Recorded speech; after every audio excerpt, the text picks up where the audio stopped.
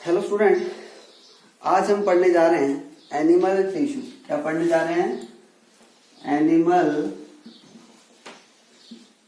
Tissue. ठीक है, animal tissue.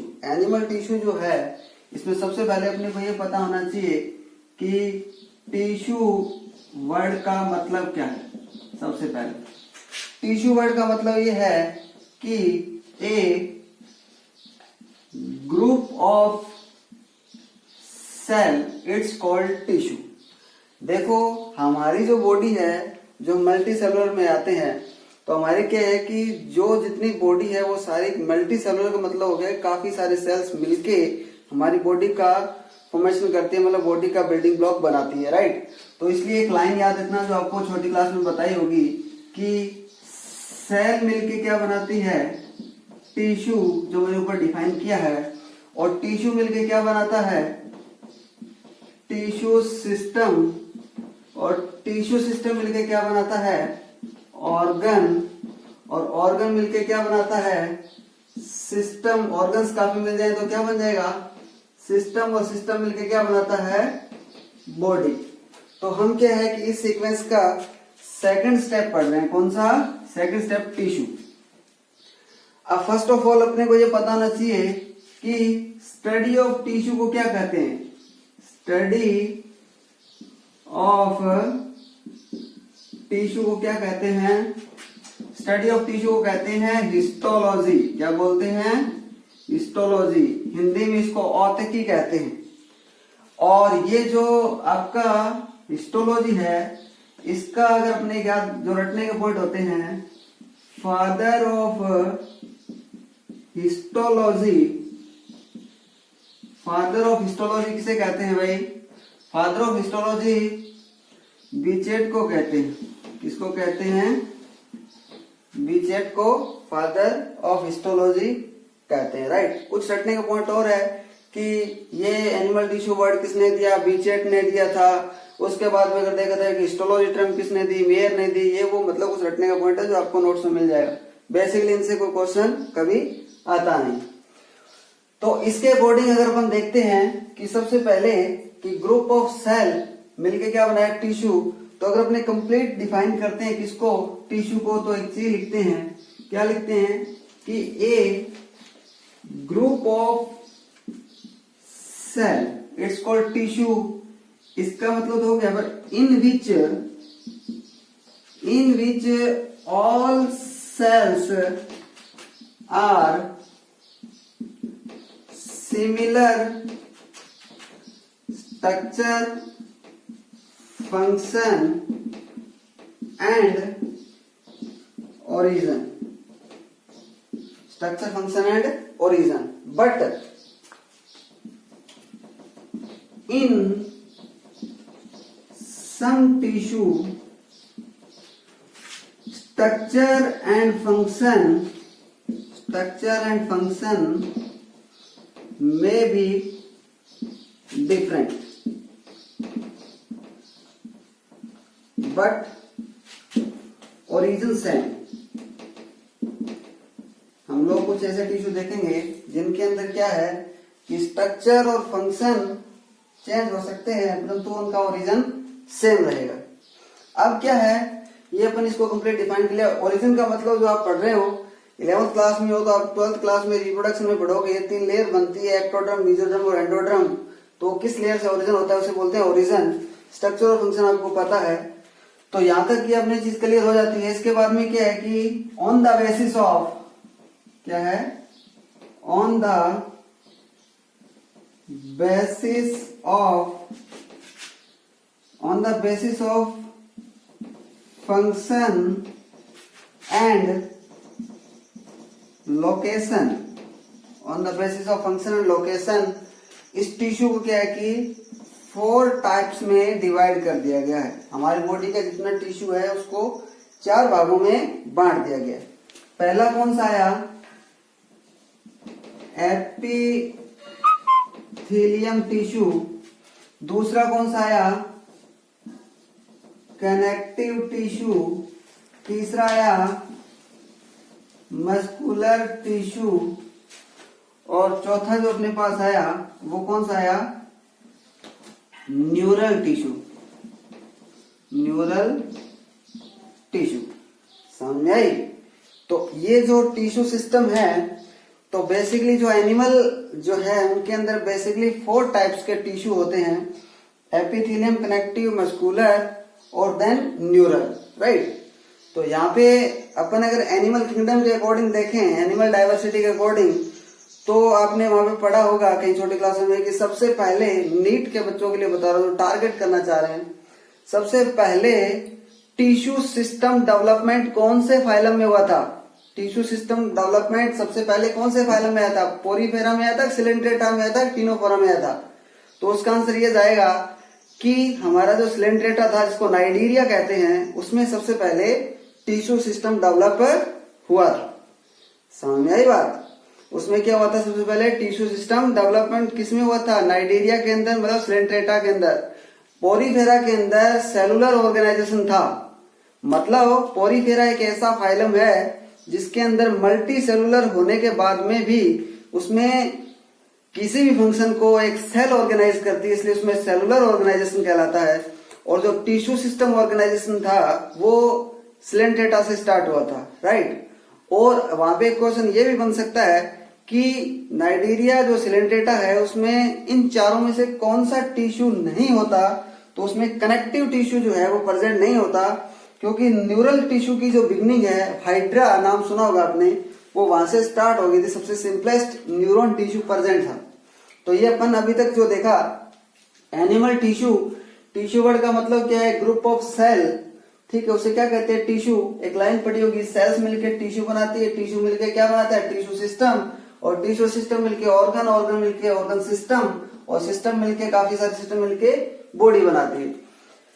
अब कुछ वर्ड आपको वैसे भी रटने के लिए मिल जाएंगे। स्टडी ऑफ टिश्यू क्या किसे बोलते हैं, हिस्टोलॉजी बोलते हैं स्टडी ऑफ टिश्यू को, और फादर ऑफ हिस्टोलॉजी किसे कहते हैं, बीचेट को कहते हैं।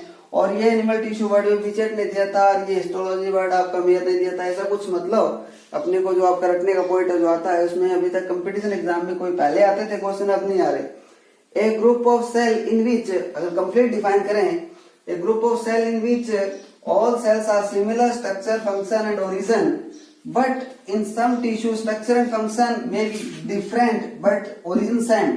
ये कंप्लीट डिफाइन किया गया है टिश्यू को। अब क्या है कि on the basis of function and location tissue को 4 टाइप्स में डिवाइड किया गया है, epithelium tissue, connective tissue, muscular tissue and neural tissue. तो ये हम अभी तक अब इनको चारों को अपन के स्टेप बाय स्टेप अपन इनको डिस्कस करेंगे।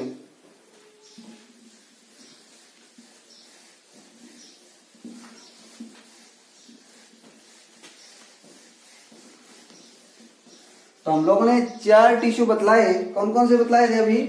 पहला कौन सा बतलाया था, एपिथेलियम, दूसरा अपन ने बतलाया था कनेक्टिव, तीसरा बताया मस्कुलर, और चौथा बताया न्यूरल। कुछ बेसिक पॉइंट इसके अपन यहाँ पे डिस्कस करने जा रहे हैं, ठीक है। तो देखो हमारी बॉडी के अंदर कंप्लीट टिश्यू का 10% पार्ट एपिथेलियम का होता है। कितना परसेंट, 10%। कनेक्टिव टिश्यू 30% हमारी बॉडी में होता है, मस्कुलर टिश्यू 50% हमारी बॉडी में होता है, और न्यूरल टिश्यू 10% हमारी बॉडी में। टोटल ओवरऑल कितना हो गया, 100%।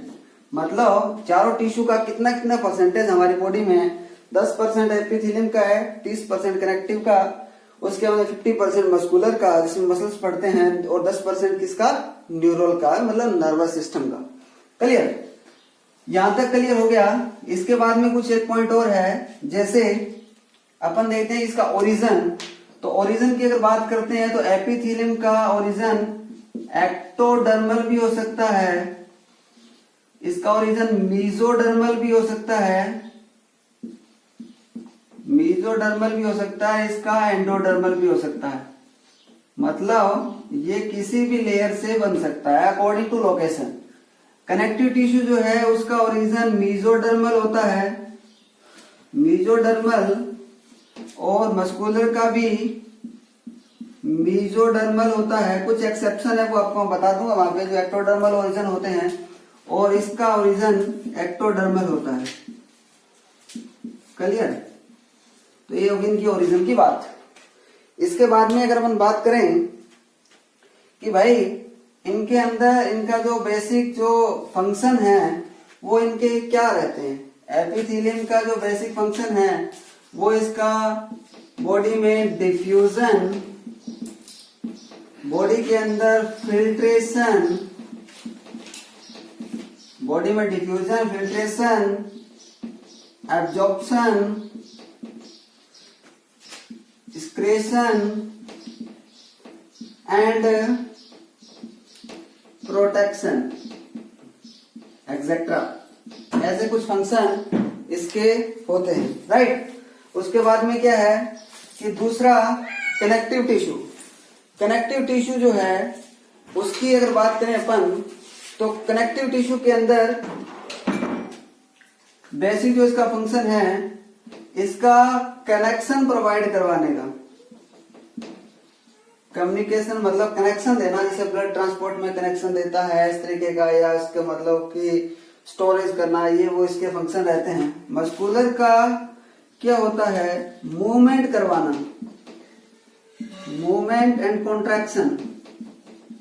मूवमेंट एंड कॉन्ट्रैक्शन कौन करता है? मस्कुलर, क्योंकि इसमें मसल होती है। और इसका जो फंक्शन है बेसिकली वो वेरी इंपॉर्टेंट है। ये क्या करता है बॉडी में? कंट्रोल एंड कोऑर्डिनेशन देता है। मतलब ये टिश्यू हमारी बॉडी के ऊपर कंट्रोल एंड कोऑर्डिनेशन, मतलब बॉडी के अलग अलग बॉडी के सिस्टम के बीच में कोऑर्डिनेट करके भी रखता है और कंट्रोल भी रखता है। तो इस तरीके से बेसिकली हमारे पास 4 टॉपिक थे। कौन कौन से? एपिथेलियम, कनेक्टिव, मस्कुलर और ये। इन चारों को बेसिक फंक्शन अपने पास आ गए। ठीक है? तो अभी अपन क्या है इस तरीके से इनको देख लेंगे। अब अपन क्या पढ़ेंगे? सबसे पहले एपिथेलियम टिश्यू। इतना कुछ करने के बाद में हम लोग क्या पढ़ेंगे? Epithelium tissue. एपिथेलियम टिश्यू जो है उसके बारे में अपन थोड़ा देखेंगे आज के क्लास में। ये फर्स्ट लेक्चर है मेरा YouTube के ऊपर एनिमल टिश्यू, तो प्लीज इसको सब्सक्राइब कर लें। आपको इस चैनल पे complete biology topic, chapter, sequence wise topic to topic lecture के अंदर आपको मिलेंगे। कि ये टॉपिक ये नहीं है कि मैंने एक चैप्टर है उसमें से एक टॉपिक का वीडियो बना दिया उसके बाद उसको छोड़ दिया। मैं पूरी सीक्वेंस वाइज पूरे चैप्टर के, चाहे उसके 10 वीडियो बने, चाहे 50 बने, कितना ही बने, उस चैप्टर को अपन क्या है कि sequence wise step by step daily अपन क्या इसको कवर करते चलेंगे। तो आप अगर इस चैनल को सब्सक्राइब कर लेंगे, लाइक कर देंगे, शेयर कर देंगे तो मेरे को थोड़ा हौसला मिलेगा और मैं इसको अच्छे तरीके से कर पाऊंगा। ठीक है? तो अपन आगे चलते हैं। आगे अपन जो करें वो क्या करें? अपनी बात क्या थी कि अपन क्या करेंगे? Epithelium tissue. कौन सा पढ़ेंगे पहले? Epithelium tissue. इस एपिथेलियम टिश्यू की सबसे बड़ी जो बेसिक जो कैरेक्टरिस्टिक फीचर होते हैं उनके बारे में पढ़ लेते हैं। इसका बेसिक फीचर जो है पहला वो ये है कि इसके अंदर, इस एपिथेलियम टिश्यू के अंदर वन साइड फ्री रहती है। मतलब कि एक साइड तो ये बॉडी पार्ट से टच रहती है और एक साइड क्या है कि फ्री रहती है। इसे बोलते हैं एपिथेलियम टिश्यू। मतलब इसी के अकॉर्डिंग इसका नाम दिया गया है कि एपी का मतलब क्या होता है? अपॉन, और थेलिया का मतलब क्या होता है? ग्रोथ। मतलब किसी के ऊपर ग्रोथ करेगा, मतलब ये कनेक्टिव टिश्यू हमारी बॉडी के किसी पार्ट के ऊपर ही ग्रोथ, मतलब अपर सरफेस पे प्रेजेंट रहेगा। राइट? दूसरा जो इसका बेसिक की पॉइंट है वो ये है कि इस टिश्यू के अंदर सबसे बड़ी खासियत कि नो इंटर सेलुलर स्पेस। मतलब इसके अंदर इंटरसेलुलर स्पेस नहीं होता। मतलब कैसे कि सेल्स क्या रहती है? टाइटली पैक रहती है। सेल्स क्या रहती है? टाइटली पैक रहती है। सेल्स के बीच में जो इंटरसेलुलर स्पेस जो कहलाता है वो एब्सेंट होता है। याद रखना इंटर का मतलब होता है दो सेल्स के बीच का स्पेस, उसे इंटर सेलुलर स्पेस बोलते हैं। और सेल के अंदर, एक ही सेल के अंदर स्पेस जो होता है उसे बोलते हैं इंट्रा सेलुलर स्पेस। क्या बोलते हैं? Intra cellular space. तीसरा इसका जो की पॉइंट है वो ये है कि इसमें क्या होती है, रिच रीजनरेशन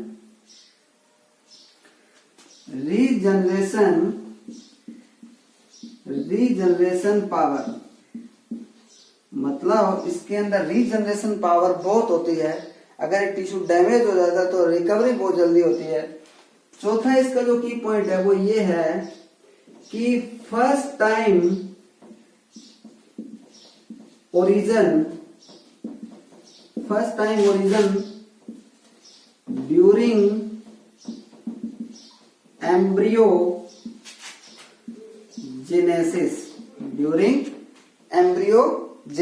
एम्ब्रियोजेनेसिस के दौरान सबसे पहले किसका ओरिजिन होता है?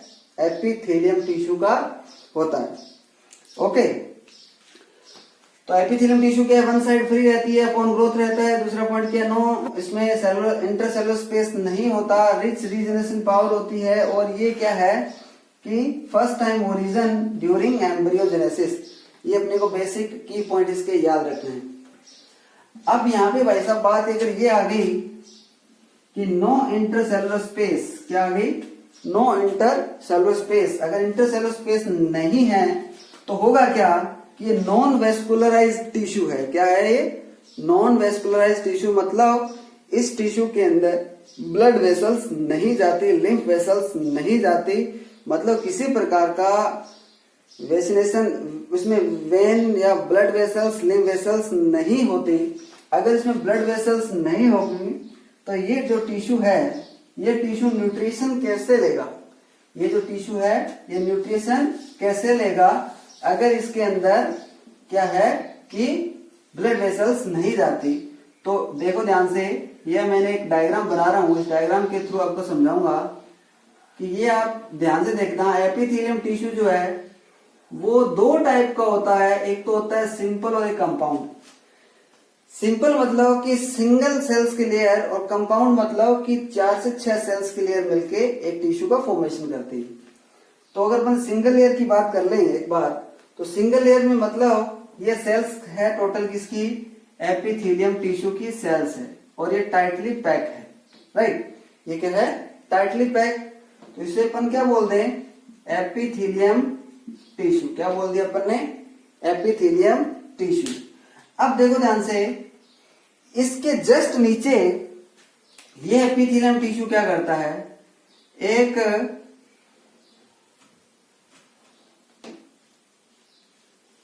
स्पेसिफिक कंपाउंड का सिक्रेशन करता है। क्या करता है? स्पेसिफिक कंपाउंड, जिसको बोलते क्या है अपन? क्या बोलते हैं? ग्लाइकोप्रोटीन। क्या बोलते हैं? और एक ग्लाइकोप्रोटीन की एक लेयर बन जाती है।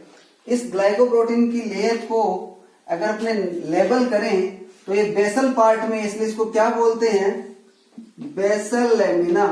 बेसल लेमिना क्या बोलते हैं इसे?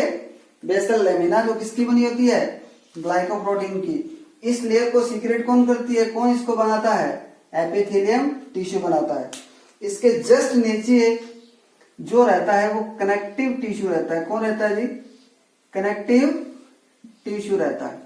कनेक्टिव टिश्यू के अंदर आपको पता है मोर इंटरसेलुलर स्पेस, प्लस इसके अंदर सेल्स, बंडल फाइबर्स, मतलब कि इसमें कोलेजन फाइबर, इलास्टिक फाइबर वगैरह जो फाइबर्स प्रेजेंट रहते हैं। तो ये भी क्या करता है कि अपने ऊपर एक स्पेसिफिक फाइबर से बनी हुई, fibre plus mucopolysaccharide, fibre plus mucopolysaccharide, ये क्या है? Fibre plus mucopolysaccharide, mucopolysaccharide plus fibre दोनों से मिलके एक लेयर का फॉर्मेशन कर देते हैं, जिसे क्या बोलते हैं? नाम क्या दिया है? Fibrous lamina. क्या बोलते हैं उसे? Fibrous lamina. और ध्यान देने का पॉइंट यहाँ पे ये है कि इस फाइब्रस लेमिना और इस बेसल लेमिना और इस फाइब्रस लेमिना को कंबाइंड फॉर्म में क्या बोलते हैं? Basement membrane. क्या बोलते हैं? Basement membrane, right. ये बेसमेंट मेम्ब्रेन एक नॉन लिविंग लेयर है, मतलब ये ऑर्गेनिक कंपाउंड से बनी हुई, इसमें कोई सेल्स नहीं है। और ये ऑर्गेनिक से बनी हुई, मतलब प्रोटीन से बनी हुई, कार्बोहाइड्रेट से बनी हुई एक लेयर जो दोनों टिश्यू के बीच में प्रेजेंट होती है, राइट। तो यहाँ पे देखने का पॉइंट अपना ये आएगा, एक बार थोड़ा इसको साफ कर लेता हूं। यहाँ पे देखने का पॉइंट ये आएगा कि इस कनेक्टिव टिश्यू में मोर इंटरसेलुलर स्पेस होने की वजह से यहाँ पर ब्लड वेसल्स आएगी। यहाँ पे क्या है? ब्लड वेसल्स आएगी और वो आगे जाके कैपिलरी का रूप ले लेगी और फिर यहाँ से आगे निकल जाएगी, राइट। तो यहाँ पे ये न्यूट्रिशन को छोड़ देती है, किसमें? कनेक्टिव टिश्यू में। यहाँ पे न्यूट्रिशन को छोड़ने के बाद में यहाँ पे कंसंट्रेशन हाई हो जाती है। और बेसिक क्या होता है बॉडी में? High concentration to low concentration diffusion. तो यहाँ से मटेरियल जो है इस लेयर को क्रॉस करके डिफ्यूज हो जाता है और इस डिफ्यूज मटेरियल को एपिथेलियम की सेल्स एब्जॉर्प्शन कर लेती है। तो मतलब कि एपिथेलियम टिश्यू डिफ्यूजन और एब्जॉर्प्शन के मैकेनिज्म के ऊपर के अकॉर्डिंग कनेक्टिव टिश्यू से न्यूट्रिशन लेती है। मतलब हमारी बॉडी में एपिथेलियम जो टिश्यू है वो by help of absorption connective tissue से न्यूट्रिशन लेता है। और कनेक्टिव टिश्यू में nutrition by help of vascular layer, मतलब ब्लड वेसल्स के थ्रू आता है और उससे ही क्या कर लेता है? ये इंटैक्ट कर लेता है। इसलिए बोला जाता है कि एपिथेलियम टिश्यू जो है वो न्यूट्रिशन के लिए कनेक्टिव टिश्यू के ऊपर डिपेंड रहता है। ओके, तो इस तरीके का मतलब अभी तक अपन ने क्या देखा, ध्यान से फिर देख लेना। अपर सरफेस है, एक साइड फ्री है, तो एपिथेलियम टिश्यू हमारी बॉडी में उसके जस्ट नीचे होती है बेसमेंट मेम्ब्रेन। बेसमेंट मेम्ब्रेन किससे बनी होती है? बेसल लेमिना और फाइब्रस लेमिना। और बेसल लेमिना और फाइब्रस लेमिना किसकी बनी होती है? बेसल लेमिना बनी होती है ग्लाइकोप्रोटीन की और फाइब्रस लेमिना बनी होती है फाइबर प्लस म्यूकोपॉलीसेकेराइड। यहाँ पे फाइबर कौन से होते हैं? कोलेजन और रेटिकुलर। बेसिकली ये दो फाइबर अपने को देखने को मिलते हैं। तो इस तरीके से दोनों फाइबर प्लस ये दोनों बनाते हैं लेयर। तो ये नॉन लिविंग लेयर बन गई जिसको क्या बोलते हैं? Basement membrane. और इस बेसमेंट मेम्ब्रेन से क्या है कि कनेक्टिव टिश्यू से nutrition by help of absorption, क्यों यहाँ से डिफ्यूज करेगा इस मेम्ब्रेन को, डिफ्यूज करके इसमें चला जाएगा ये एपिथेलियम टिश्यू की सेल के लिए, और वहां से एपिथेलियम की सेल्स क्या कर लेगी? एब्जॉर्ब कर लेगी और न्यूट्रिशन ले लेगी। तो ये था हमारा टॉपिक कि बेसिक की पॉइंट, जो बेसिक कैरेक्टरिस्टिक फीचर थे किसके? एपिथेलियम टिश्यू के। तो एपिथेलियम टिश्यू के बेसिक 4-5 पॉइंट है जो आपको याद रखने हैं। ओके तो स्टूडेंट्स, अभी आगे क्या है कि थोड़ा सा अपन इस चीज को देख लेते हैं कि इस एपिथेलियम टिश्यू को कितने पार्ट्स में डिवाइड किया गया है। एपिथेलियम टिश्यू को बेसिकली 2 पार्ट्स में डिवाइड कर दिया। पहला है सिंपल एपिथेलियम और दूसरा है कंपाउंड एपिथेलियम। कौन सा? Compound epithelium. क्लियर? एक तो कौन सा आया? सिंपल एपिथेलियम और दूसरा कंपाउंड एपिथेलियम। सिंपल एपिथेलियम और कंपाउंड बनाया कैसे? ये सिंगल लेयर होता है, मतलब इसमें सिंगल लेयर सेल, और इसमें क्या है? ये मल्टी लेयर होता है, मतलब इसमें 4 से 6 सेल्स की लेयर होती है। इसमें हम जो पढ़ते हैं वो कौन कौन से टाइप पढ़ते हैं इसके? सिंपल स्क्वेमस एपिथेलियम, दूसरे इसमें पढ़ते हैं सिंपल क्यूबॉइडल एपिथेलियम, तीसरा सिंपल कॉल्यूमनर एपिथेलियम और चौथा सूडो स्ट्रेटिफाइड एपिथेलियम। ये सूडो टाइप का मतलब इसी में अपन इसकी स्टडी करते हैं। तो बेसिकली 4 टिश्यू है, पहला सिंपल स्क्वेमस, दूसरा सिंपल क्यूबोइडल, तीसरा सिंपल कॉल्यूमनर और चौथा सूडो स्ट्रेटिफाइड। इसको इसलिए रखा है, इसमें लेयर बननी तो स्टार्ट हुई परंतु क्या थी, सूडो थी। नेक्स्ट जो आता है मल्टी सेल, उसमें अपन पढ़ते हैं यूरोथेलियम और दूसरा पढ़ते हैं इसमें स्ट्रेटिफाइड, ठीक है, एपिथेलियम। यूरोथेलियम या इसको बोलते हैं ट्रांजिशनल एपिथेलियम, ठीक है। तो इस तरीके के 2 टिश्यू इसमें पढ़ेंगे अपन और 4 उसमें पढ़ेंगे। तो इसके अकॉर्डिंग अपन एपिथेलियम टिश्यू को कंप्लीट करेंगे। तो ये था हमारा आज का वीडियो।